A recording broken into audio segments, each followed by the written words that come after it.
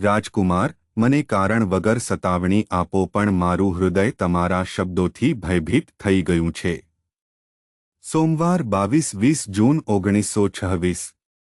આજે સવારે ધ્યાન માટે મેં નિર્ગમન પ્રકરણ 3 શ્લોક 7ના પુસ્તકમાંથી પસંદ કર્યું છે. પછી યહોવાએ કહ્યું, મેં મિસ્રમાં મારા લોકોને દુઃખ સહન કરતા જોયા છે. તે તેમના મુકાદમો તેમને પીડા કરે છે ત્યારે તેમના રુદન મેં સાંભળ્યા છે, તેમની હાડમારીની મને ખબર છે.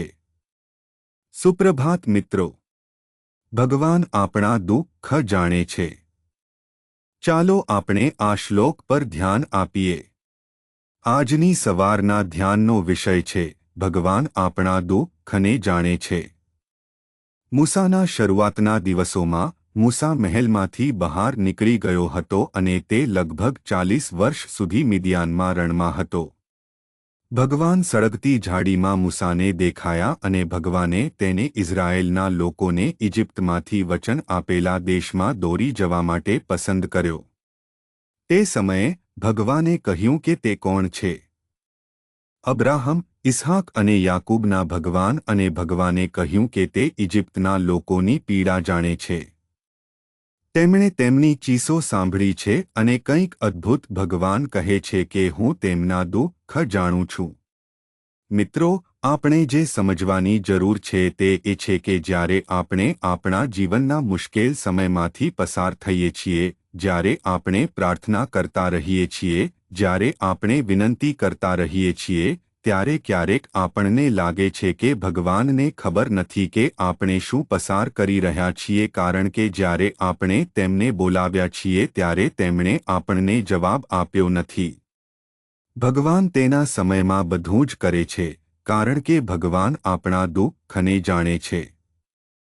તે આપણા દુઃખને સમજે છે અને પછી યોગ્ય સમયે તે મુક્તિ લાવશે. તે આપણને સ્વતંત્રતા તરફ દોરી જશે, પરંતુ આપણે રાહ જોવાની જરૂર છે અને આપણે સમજવાની જરૂર છે કે ભગવાન આપણે શું કરી રહ્યા છીએ તે જોઈ રહ્યા છે અને ભગવાન આપણા દુઃખને જાણે છે.